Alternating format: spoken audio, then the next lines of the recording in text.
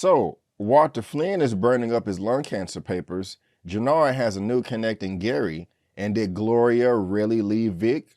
Well, let's talk about it. My name is Brandon Keith Avery, and this is just my opinion.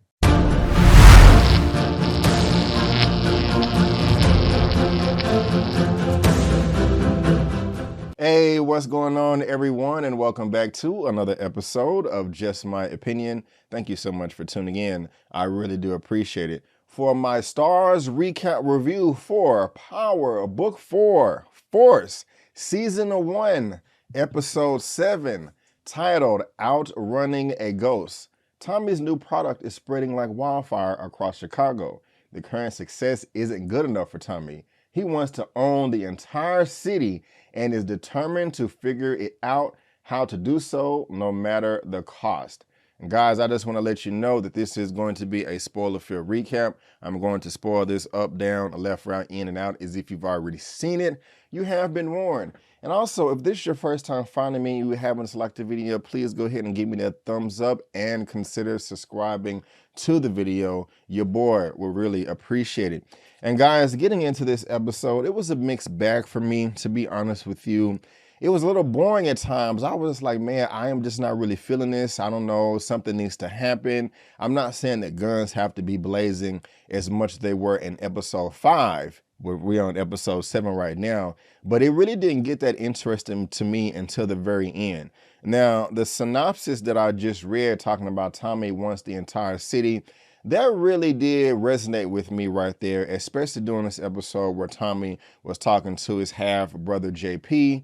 JP is trying to get in and help him move that weight, talking about, hey man, I don't want to just keep on getting handouts and charity from you and just receiving anything without doing nothing. And it's just kind of funny to me that JP is just really trying to put him on game when there was in the club like, hey man, I'm just letting you know a club is a good way to move money, to clean money. Tom was like, man, I've been there, I've done that. Like, I mean, come on, man, I've been doing this my whole life. And that's just funny to me. But what really resonated with me is when Tommy says that ever since he was a child, he wanted this life. And everybody that he grew up with always wanted to end up changing and doing something else. They changed who they are, but not Tommy, because Ghost didn't want that life no more. I mean, we knew that earlier on in the season. He was trying to become a politician, businessman, and there's nothing wrong with that, you know, but Tommy, you know, he just basically saying everybody that I grew up with ended up wanting to go on a separate path and not me. And that can affect him in a way. I kind of stopped liking Tommy in this episode. One is because he kidnapped the black doctor. Let me just slow down real quick, but y'all let me know what you think about that, if that stood out to you, but it did stand out to me. But going back to what I just said, Tommy was kind of getting on my nerves this episode because I just didn't like the fact that, you know, I mean, I understand he's strict and he's trying to run a business, and I don't really mind him yelling at Claudia. I mean, those are business partners. You know, she agreed to this, you know, so y'all are going, I mean, you're not going to get along. Y'all are trying to sell a product and make a product and have control of the city. So, of course, you're going to bump heads with the best way to move forward. I don't mind that. But the way that he treated the black doctor, I don't like that. You know, I mean, I know Liliana was kind of the buffer and she was just coming in trying to make sure that all the edges were smooth and stuff. But I'm just like, hey, man, don't be kidnapping people. You know what I'm saying? Especially this sister over here, Cutie, she want to go on her 3rd date. And she did well. Like, that is crazy to me how Liliana is just going to come on the 3rd date. I didn't really see that at first, but when she was coming out of the office and Tommy and Liliana was talking out there and she was like, hey, you ready to go? And she was like, oh, you thought you was going to go by yourself? I knew that she was going to go on a date, but I thought she was going to be like at another table or at the bar or something like that, just to make sure that she didn't try to escape. Now, I guess that wouldn't work because you don't know if she could have slipped a date like, hey, you see this person over here at the bar, 3 o'clock, 5 o'clock, whatever. They kidnapped me and they're really here and da-da-da-da, please call 911. They could have done that, but I really did not think that there was just going to be, or I didn't really think that Liliana was going to be right there at the table, you know, just causing all types of interference, a third wheel. It was funny, but I was like, man, they just kind of doing a bit much right here. But Liliana, again, I never really looked at her this way ever. I mean, okay, she was barely in the first Ghost show, but now, so it's kind of weird what I'm saying. I never really looked at her that way. And this is the first time I can look at her this way. And I did for a moment when earlier in the season, when she came out of the back, and I think she didn't have on any pants. She just had on her drawers or some panties or some boxer shorts or something. I can't remember. And I was like, oh, okay, looking pretty straight. Okay, that's what's up. But at the very beginning of this episode, she's all dressed up. I was like, oh, okay, Lillian, I see what you're working with. You know what I'm saying? Okay, you got something back there. I can dig it. I can dig it. She going around passing this drug to everybody. She kissing this dude, talking about, hey, I've tried a little bit of everything. They just like, oh, God. You know, full freight. I'm just like, man, that is a scary drug right there, where just by a little bit on the lips, they just go into this crazy mode, you know, this euphoric, orgasmic mode. And one of my questions is, why doesn't it not affect the person that put it on their lips? Like, does it not affect you if it's on your lips, but it's on your tongue? Because they're putting it on their lips, then kissing the other person. So why is it not affecting the person that put it on their lips? Obviously, you know, I've never done anything like this before. So I don't know. It may be an easy answer. It may not make sense, or it may be a bit complicated. Please let me know in the comment section what you think, because I'm just kind of curious about that. Now, I want to talk about Vic and Gloria. This relationship is just getting on my nerve. Like, Gloria, do you want to be with him or not? First, you was acting like he was annoying. Then you was smashing Tommy. What happened to that? I mean, is that even going to circle back around? That seemed like it was just pointless to have sex in the show. But hey, who knows? We're going to see. But then you asking for the key for Gary. Not for Gary. I'm tripping. You asking for the key from Vic. But then you saying you love him, and then y'all are in the fields hugging each other, and then you leave him again, and then he invited you for dinner, and like, what's going on? You talking about you're not going to be able to get out of his father's thumb? It still don't make sense to me, because the man is going to die. Vic, I would just be like, look, my daddy is a racist white supremacist. Of course, we all know that. And so at that point, Vic, you have a reason to tell the business to the woman that you want to be with for the rest of your life. Now, you don't want to just be going telling everybody, but look, I love you. I want to be with you. This man is going to die because, you know, he has lung cancer. Now, again, you don't want to be putting family business out there, medical business, but Walter's evil. He is evil. He's a racist white supremacist. So I have no sympathy for him at all. Now, Polly is pissed off because he going off and starting wars with the Serbs, talking about, hey, why would the Serbs come back? You know, we don't have no beef with them. They shot at my son, and I had to go pay, you know, however he talks or whatever. It's crazy. You open up the gates of hell, Walter.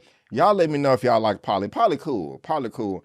Polly, I think Polly is going to be like, you know what, F this. I'm tired of this shit, Walter. You're effing up. I don't want to do this no more. I'm out. You're bullshitting. You know, I'm going to the beach. I'm going to go holler at Liliana after I shave his mustache. You know what I'm saying? Polly, you know, he I don't know. But I like Polly. I don't like Walter. Vic is a flip of the coin for me. You know, I don't know. We're just going to have to see. Now, what is going on with Jannard? Well, first of all, they're in the barbershop. Him and Den Diamond, and they got this other dude coming back, man, smoking the bleezer. Man, it's good to have y'all back at the CBI. Jannard and Diamond. Didn't think I was going to see y'all together again. Blah, blah, blah, blah, blah, blah, blah. Then Marsha comes in there with D-Mac. Of course, D-Mac is JP's son. Yeah, appreciate y'all for helping me out with that in the comment section last time.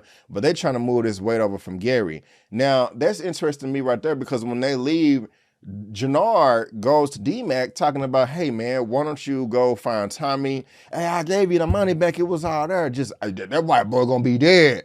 For what? Why do you want to kill Tommy? Like, what do you, I don't understand. You just leave him alone. You told him that you wanted to break up. He broke up with you, and just go let him be. You just bringing too much heat to a barbershop right now. We don't need that over here at CBI. So Jannard is a big time hater. He ugly. He's an emotional character. Jannard, I want him to stub his toe or something like that, just to teach him a lesson. He gets on my nerve. But it is nice that D-Mac went to go warn Tommy. I do like that. I kind of wish he would have told him, but Tommy knows what's up. Like, who sent you? Jannard, Diamond, you know, he knows what the deal is. Now, I do like the group of girls that Claudia brought in to help distribute the drugs, the Dahlia. That black sister, hey, you know, I'm something about her. She was sexy as hell. And Claudia is doing some shady stuff on the side. She ends up sending a girl over to Vic, and then Tommy sees that, he gets pissed off. He goes and just charges the hell up out of Claudia. Rightfully so. I mean, she is barking up the wrong tree. This is not her lane, and she gonna blow the whole spot up and get everybody in arrested, jail, or in dead. And I'm glad that Tommy did kind of put her in her place because this is just not her lane. So I like all of that right there. But speaking about that same black girl, yeah, she was putting it on Jannard. Oh, God, he was busting all kind of nuts in his mind and his loins, all of that. I mean, he was on that drug and she was riding the mess out of him. And Jannard, like, he's just a whack dude to me. I just do not like this dude. I just don't. Is there something about him? I'm just like, man, get out of here. You whack, you suck. But whatever. Y'all let me know if y'all like Jannard. Y'all let me know if y'all like the girls. Y'all let me know if you was feeling Tommy screaming at Claudia. Now, we also got to talk about Adrian. She's for the streets. Get her out of there, man. Get her out of there. She's garbage. She's garbage. She's garbage. It's obvious. Like, Diamond, please, again, continue to bust as many nuts as you possibly can safely. Okay, strap it up. Safely. Bust as many nuts as you can. Do all of that stuff and send her to the streets. I mean, it's obvious. We knew this from jump that she, and even before they even showed her receive that text, when she was in the bar, or not the bar, but the booth, talking about, hey, you know, I don't see your name on it. Okay, you're here for some reason, for some agenda. And this, her Asian reporter, lady friend, manager, supervisor talking about, no, we don't want the Pulitzer, or we do, but this is not, it's about Diamond. She's like, no, but I thought it was going to be about the rise. No, it's about Diamond. But Adrian, you're for the streets, okay? And Diamond, you better be smart enough not just to give up no information to her. I'm gonna be real mad if you do. You're smarter than that, dude. I'm rooting for you. I'm rooting for you. Now, and I also don't blame him for not wanting to get into that Dahlia first. I mean, he's like, hey, I've been locked up for the longest. When Diamond and Jannard was arguing in the barbershop, I was like, y'all just need to break up. Y'all not getting along. But I wonder what made, it's not that, I think the thing is, I hate Jannard's delivery, okay? He should have just said, okay, hey, this is the new drug. It's a nice, clean high, best I ever had. Here you go. Try it out if you want to, knowing that he not. But just think about it. I want to answer right now. Because Diamond did come back around later on with Tommy talking about how I want to get in on this. But Tommy was playing dumb. You know, he wanted to make sure that everything was on lock before he goes open his mouth. And plus, Jannard and Diamond dumped him anyway. So I don't know why he would want to. And it's just funny that he's meeting with him, that y'all didn't want to deal with him. You know, Jannard want to kill him. Diamond still want to work with him. We're going to see how this all play out. But at the very end, they cracked the code. And I was saying to myself, man, they are going to take this to the head. But I was like, well, maybe it's just not that dangerous. I mean, the chemist, she did design a drug herself. So she literally knows what's in it, you know what I'm saying, on a molecular level. You know, so if anybody knows, it's her, you know what I'm saying? So, you know, I'm not saying, I'm not promoting everybody to go out there and do drugs, but I'm just saying, I mean, she really did literally make it from scratch. So she knows what she can handle and, you know, what it entails and all that stuff right there. But guys, this episode was okay to me. I'm sorry that this is so short. I got interested at the very end, but it was just kind of boring to me. And so I just have to be honest with you. I didn't want to do like a play-by-play if I'm just not that enthused about the episode. But let me know if you was enthused about outrunning a ghost. But guys, that is just my opinion. And I want to thank you so much for tuning in. If you did like this video, if you did like the episode or whatever, go ahead and give me that thumbs up and subscribe to the channel. And why would you want to subscribe to my channel? Well, let me tell you, if you go to my channel, you can get movie reviews like this Master that is on Amazon Prime right now with Miss Regina Hall. I got my Bel Air recaps right there for episode 8. And let me click the home tab actually and press pause so you don't see that. But movie reviews, also spoiler movie reviews. My weekly movie news roundup show every Sunday, 6:30 p.m. CST. Like I just said, Bel Air recaps, Snowfall recaps, and also Power Book 4 recaps. And I just wrapped up on Euphoria. You may get a trailer reaction from me, and if I'm lucky, interviewing a star in Hollywood. But guys, again, I just want to thank you so much for tuning in. And before you go, don't forget that my name is Brandon Keith Avery, and that's just my opinion. Peace.